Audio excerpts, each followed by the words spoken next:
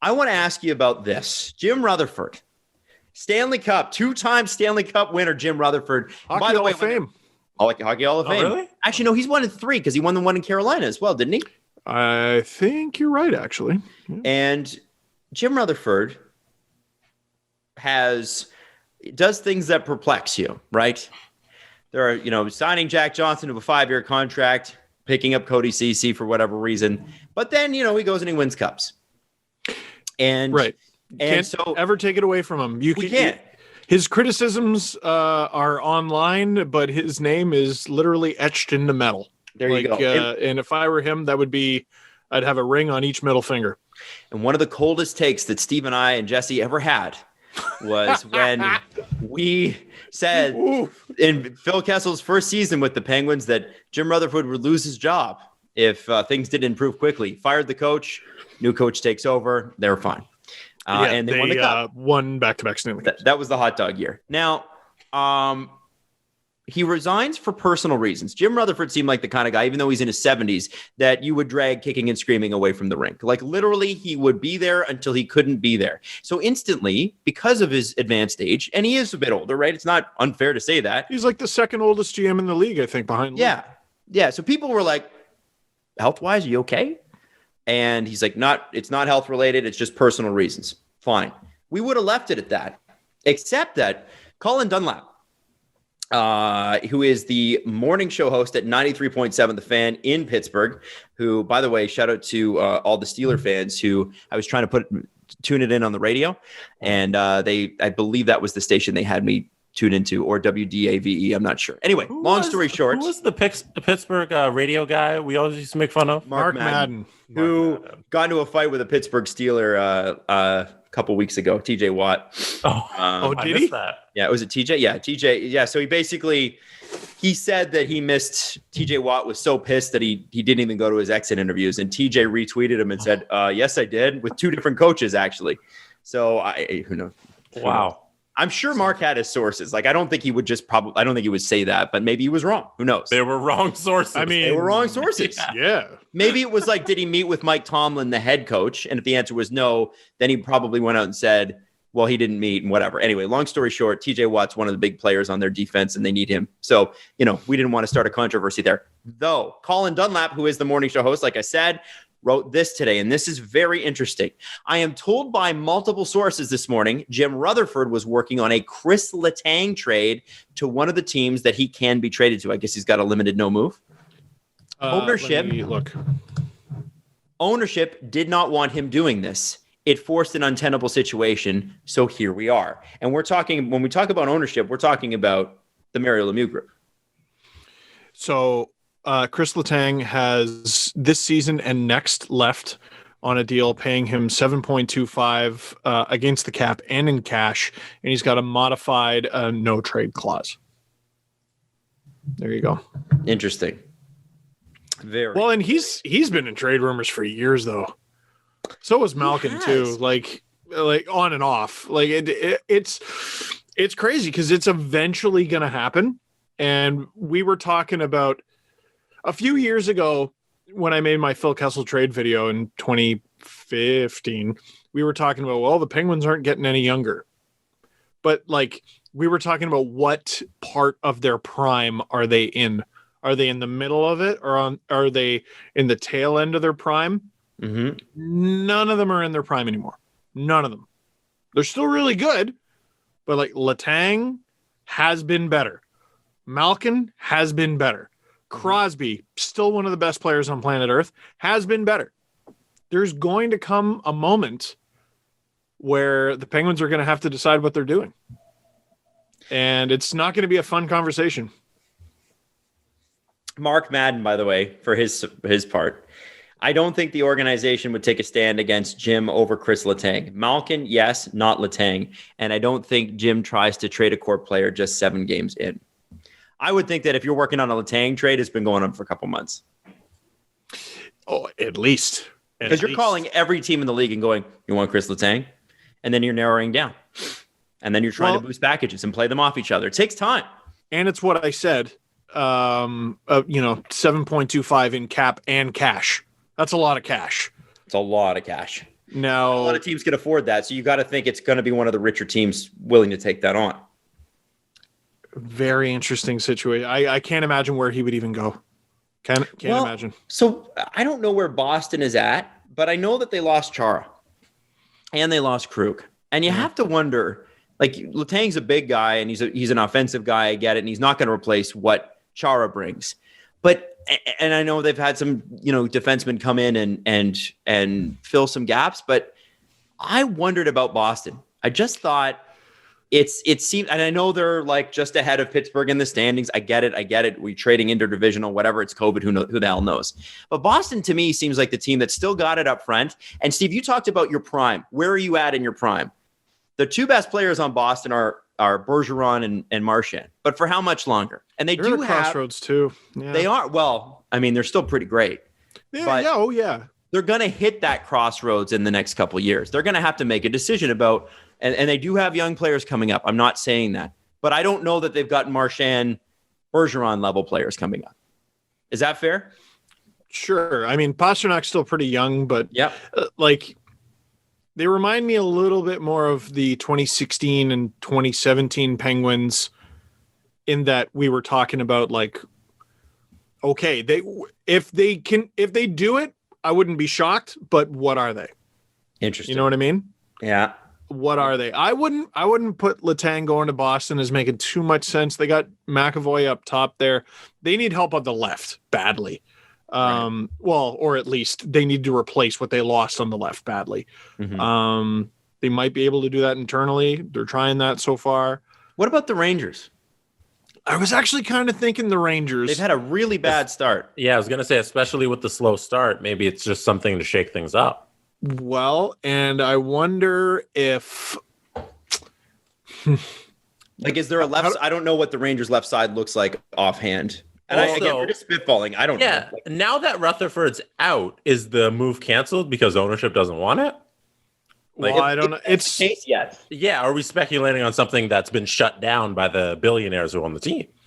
You know who just signed a new deal and has been such a pain in the ass for the organization that he can barely get in the lineup? I know Tony exactly. DeAngelo. Yeah.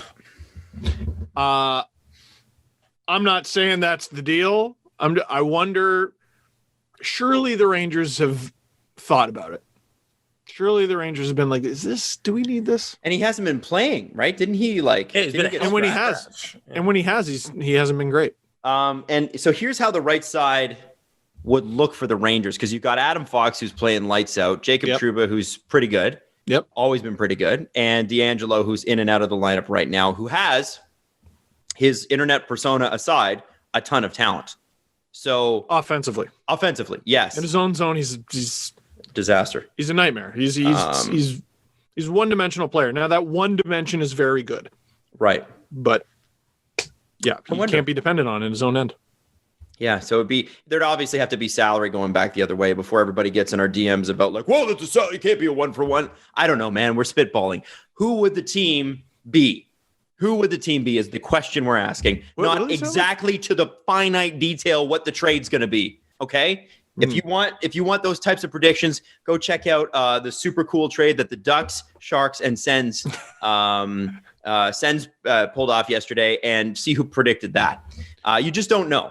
The other issue is we have absolutely no idea who's on his no trade list or even how long it is. Yeah, because Cap Friendly sometimes surprisingly has that.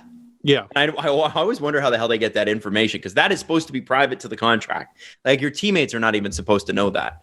But here we are. So interesting if Letang was on the block. He's been on the block since 2015. At least. Oh my God. Least. So who knows? And who knows what the return would have been, and who knows what direction Jim Rutherford was hoping to take the Penguins in. They're not doing that badly. Like, it's not that bad. It's not hopeless. They're fourth in the division. I'll never willingly write off the Penguins ever again until they're out of it. If they have 10 games left and they have to win all 10. with Malkin and Crosby. With Malkin and Crosby, you mean? Not betting against that. Now, when Malkin and Crosby are no longer there, then you can maybe bet against the Pens. Absolutely, but okay. Not me, not again. Now, adding on to that, Mike Gillis notoriously, one of the most successful president GMs in history with the Vancouver Canucks, had an incredible 6-year run. Listen, I wouldn't have agreed with all the moves he made, but you can't deny, what is it, 4 President's Trophies, 3 President's Trophies, something like that they did? It's pretty crazy. At least back-to-back. Pretty incredible stuff that the Canucks a decade ago were, and it's hard to believe it was a decade ago. Can you believe that? And what's funny is Canucks fans, they put the downfall of the Canucks on him. I'm not. Well, they should. I'm not sure they're wrong. They're absolutely right. He tried to turn them into the Bruins instead of just being the Canucks. The wildest thing. Honestly, you play that series. If you do it 50,000 times, non-decision style, the Canucks win the majority of them. Yep. But they didn't win. But they didn't win. They were up 2-0. Sorry, Canucks fans. I'm sorry. So Mike Gillis' proposal to the Penguins to be the general manager somehow leaked onto Reddit. I don't know how this happened. And when it first came out, a lot of us were like, that cannot be true. Right. No one believed it. Real. Yeah. I have been told by a source that it is authentic. So it's literally like a resume, but almost it reads like I don't know if there's a Dan Carlin episode about early empires, like Bronze Age empires, okay? And it reads like one of their stone tablet carvings. So on brand, Adam. Yeah, well, it's just very much like, because what they would do when they wrote down their histories was just a big propaganda play. So it'd be like, and I went to this city and I burned and smashed it, and then I went to this city and subjugated their people, and there my greatness was eternal, and blah blah blah blah. Mike's is a little bit more on the hockey thing. But let me read this first paragraph to you. This is the 3rd page. You can find this on Reddit, by the way. 3rd page of the Mike Gillis proposal to be the Pittsburgh Penguins general manager. There are times when it is necessary to put your head down and work as hard as you can. However, if you don't look up and see what was happening, if you don't look up to see what has happened and audit your performance and results, you risk regressing rather than moving forwards towards success. For both my personal and professional growth, the best thing that happened to me was being fired as president and general manager of the Vancouver Canucks. It gave me the opportunity to look up, reassess, and reinvent. Okay? Interesting. Move on. And this is my favorite.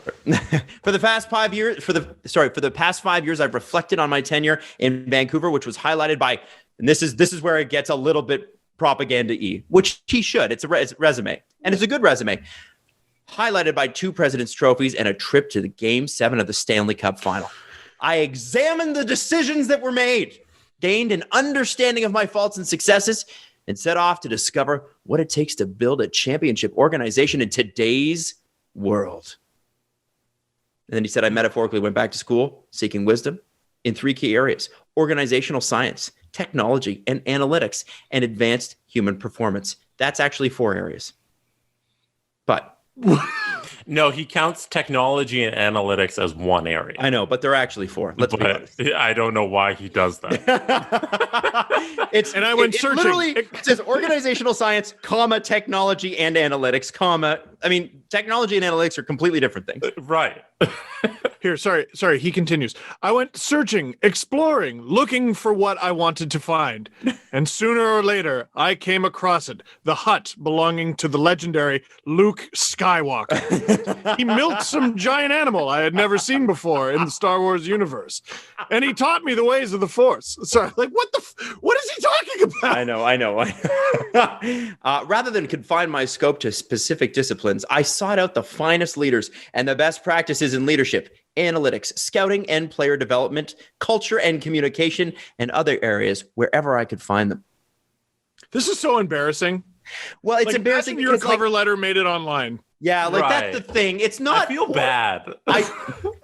I mean, listen, Adam's a bully. You're a bully. I'm a bully. It takes more than a resume to interview for a position this hot. You have to make a presentation. Yes. And this is his presentation, and it reads like somebody was making their cover letter, and nobody ever wants to show their friend their cover letter or any of that stuff. Like, you give it to somebody to proofread, but you're still a little embarrassed about it. And then now that this is on Reddit, it's Have either of you ever had a group job interview?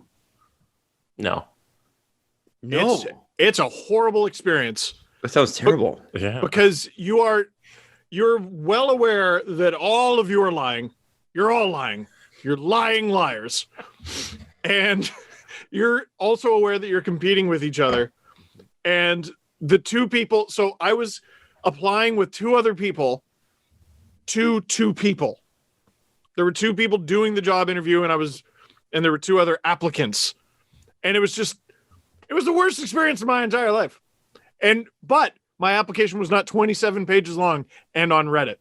Right. And to the Pittsburgh Penguins. Was this when you were interviewing to be a fan intern and then you got one of the basketball players wrong and then somebody gave you a hint about it? No, that's a different story. This is, I did this twice to get into the zoo and I didn't get in the first time. It was humiliating. All I did was talk about my high school play that I did with Adam because that was all I had done with my life up to that point.